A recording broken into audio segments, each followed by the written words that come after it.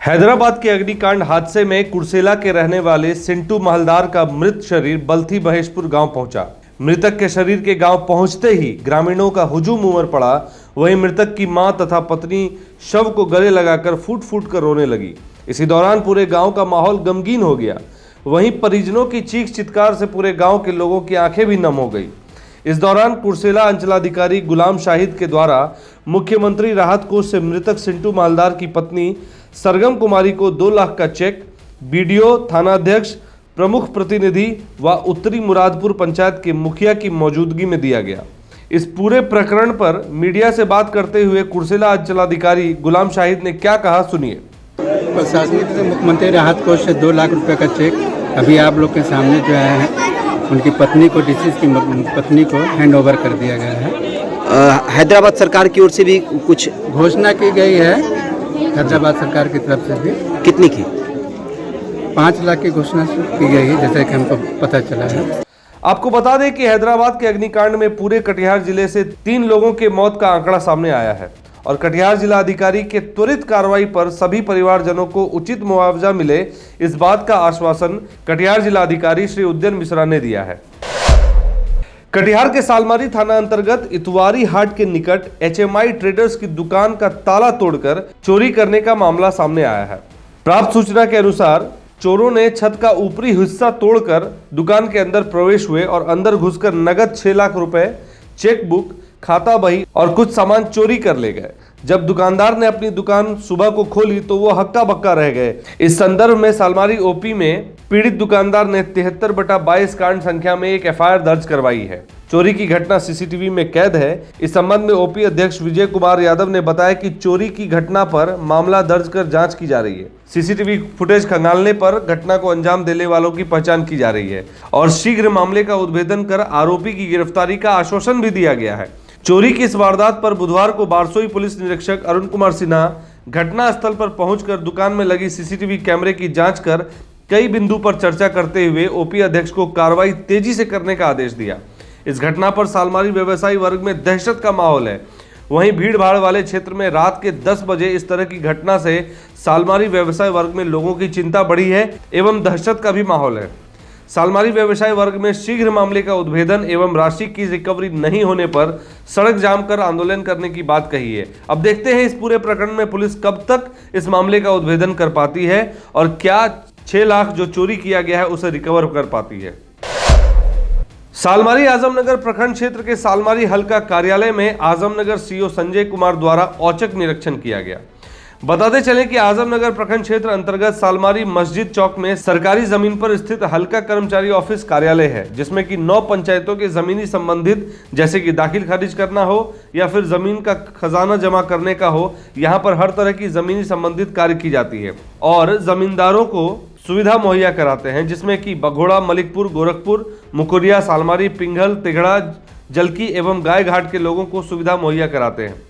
ऐसे में बीच बीच में औचक निरीक्षण के लिए आजमनगर CO संजय कुमार और अंचल निरीक्षक शमीम अख्तर अक्सर आते रहते हैं ताकि किसी भी तरह की लापरवाही ना हो और साथ साथ समय पर सभी कार्यालय के स्टाफ अपने कार्यस्थल पर समय से पहुंचे एवं सभी लोग नियम अनुसार कार्य करते रहें। वहीं आजमनगर CO संजय कुमार ने बताया कि बिहार दिवस के दिन भी वो लोग अपने कार्य में लगे हुए थे और औचक निरीक्षण के लिए सालमारी हल्का कार्यालय में आज वो मौजूद हैं और यहाँ पर मोटेशन संबंधित दाखिल खारिज, जमीन रसीद और भी कई तरह की लेखा जोखा का निरीक्षण किया और सभी ठीक ठाक से चल रहा है, किसी तरह की कोई समस्या नहीं हो इसका जायजा भी लिया। मार्च का महीना है, इसलिए हल्का में कार्य तेजी से चल रहा है। आज बिहार दिवस है, हम लोग बिहार दिवस मना के फिर अपने काम कार्य में भी लगे हैं, चूँकि मार्च क्लोजिंग करना है और इसी क्रम में हम अपने हल्का कार्यालय में के निरीक्षण के लिए आ गए हैं। यहाँ सब कुछ ठीक है, बहुत प्रोग्रेस है, कार्य संतोषजनक। तो क्या नाम है सर आपका? मेरा नाम संजय कुमार हुआ, मैं अंचलाधिकारी आजमनगर। फलका पुलिस ने फंटूस कुमार, जो ग्राम गोपालपट्टी थाना फलका का रहने वाला है, उसे उसके नानी के घर पूर्णिया जिले के भवानीपुर थाना अंतर्गत शेखपुरा मोतीचक से गिरफ्तार किया। गिरफ्तार कांड संख्या 362/20 के हत्या के मामले में की गई है। उक्त अपराधी को कल पुलिस ने मेडिकल कराकर जेल भेज दिया। खबर पूर्णिया के महुआ गांव की है, जहां सैकड़ों महादलित परिवारों की महिलाओं ने पूर्णिया जिला अधिकारी को सोना नदी के कटाव को लेकर ज्ञापन सौंपा है। उक्त ज्ञापन में महिलाओं ने कहा है कि महुआ गांव जहां 500 दलित परिवार रहते हैं और इस कटाव के कारण उन्हें कई बार घर छोड़ना पड़ता है। जैसा कि सूत्रों से पता चला है कि महुआ गांव के रहने वाले अभी तक 3 बार विस्थापित हो चुके हैं, लेकिन जनप्रतिनिधि, पंचायत और ब्लॉक स्तर पर बार बार जानकारी देने पर किसी ने भी अभी तक इसकी सुध नहीं ली है। महिलाओं का कहना है कि जनप्रतिनिधि चुनाव के दौरान आते हैं और बड़ी बड़ी बातें और वादा करके चले जाते हैं, लेकिन आज तक उनके इस मुद्दे को लेकर किसी ने भी पहल नहीं की है। उक्त ज्ञापन को लेकर महिलाओं ने पूर्णिया जिलाधिकारी श्री राहुल कुमार से बड़े ही उम्मीद भरी दृष्टि से जिलाधिकारी को ज्ञापन सौंपा है और उम्मीद लगाए बैठे हैं कि इस बार जिलाधिकारी द्वारा एक अच्छी पहल के तहत कटाव को लेकर कोई बड़ी कार्रवाई हो और जल्द से जल्द नदी के कटाव से उन्हें निजात दिलाई जाए। अब देखना यह होगा कि जिला प्रशासन किस तरह से इन महादलित परिवारों की उम्मीदों पर खड़ा उतरती है। मामला सहरसा शहर के सौर बाजार थाने के अर्राहा का है, जहां एक पति ने अपनी ही पत्नी को जहर दे दिया। सूत्रों की माने तो पीड़ित महिला, जिसका नाम बबीता कुमारी बताया जा रहा है, जिसकी शादी 12 वर्ष पहले अंगद यादव से की गई थी और शादी के बाद जब महिला को कोई बच्चा नहीं हुआ तो बबीता के साथ उसके ससुराल वाले व उसके पति अंगद यादव के साथ मिलकर उसके साथ आए दिन मारपीट और घरेलू हिंसा किया करते थे। पीड़िता के माता पिता ने आरोप लगाते हुए कहा कि बबीता काफी सहनशील है और काफी दिनों तक तो उसने कुछ नहीं बताया, लेकिन जब पानी सर से ऊपर निकल गया तब उसने अपनी सारी आपबीती अपने परिजनों से कही और इसी दौरान मारपीट के क्रम में जब पति अंगद यादव को रहा नहीं गया तो उसे मारपीट कर जहर खिला दिया। बात सिर्फ इतनी थी कि उक्त महिला ने किसी बच्चे को जन्म नहीं दिया था। इस कलयुग में ऐसे पति को क्या कहा जाए, दानव से क्या वो कम है। पूर्णिया जिले से ही एक और खबर आ रही है जो कान खड़े कर देने वाला है, जिसमें कि मृतक की पत्नी ने अपने ही बेटे पर उसके पति का हत्या का आरोप लगाया। जैसा कि सूत्रों से पता चला है कि आनंदी मंडल की हत्या उसी के बेटे रंजीत मंडल ने महज 5 कट्ठे की जमीन को लेकर कर दी।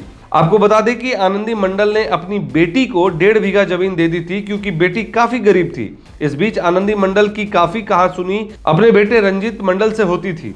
मृतक की बेटी से जब पूछताछ की गई तो उसने बताया कि उसके भाई रंजीत मंडल ने उससे कहा था कि जो भी जमीन पिताजी ने उसे दी है उसे वापस लौटा दे, वरना वो अपने पिता को मार डालेगा। इस पर मृतक की बेटी ने गिड़गिड़ाते हुए कहा कि वह सारी जमीन अपने भाई के नाम कर देगी, लेकिन उसके पिता को जान से ना मारे। मगर उस कलयुगी बेटे ने अपने ही पिता की सिर्फ जमीन के लालच में आकर हत्या कर दी।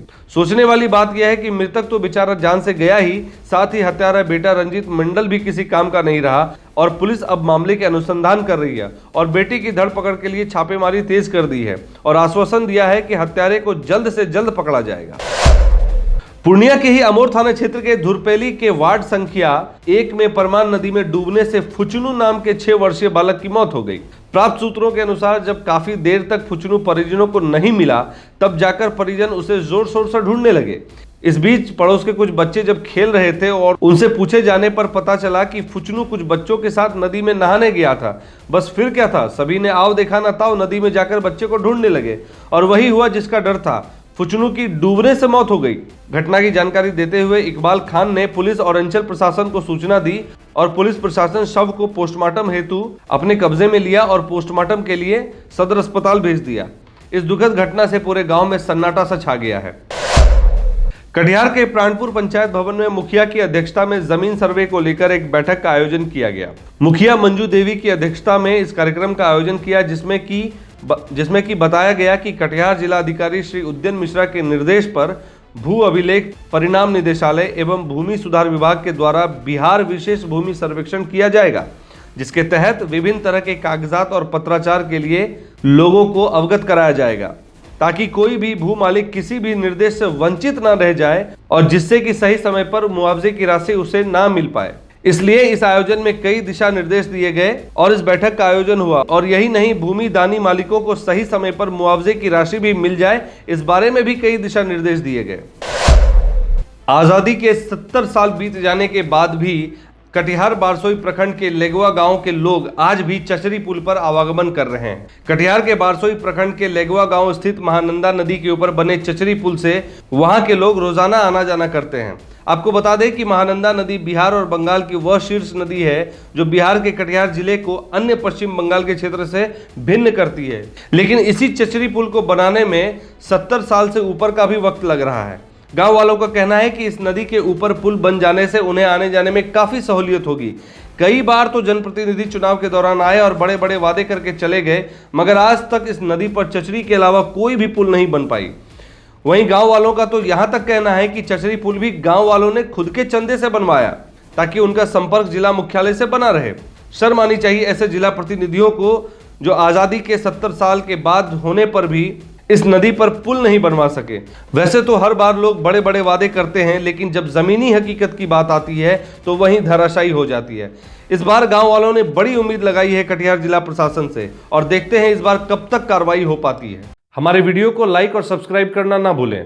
आपको हमारा वीडियो कैसा लगा कमेंट करके हमें जरूर बताएं। अगर आप हमें कोई सुझाव देना चाहते हैं तो हमारे दिए गए नंबर पर हमें संपर्क करें। धन्यवाद।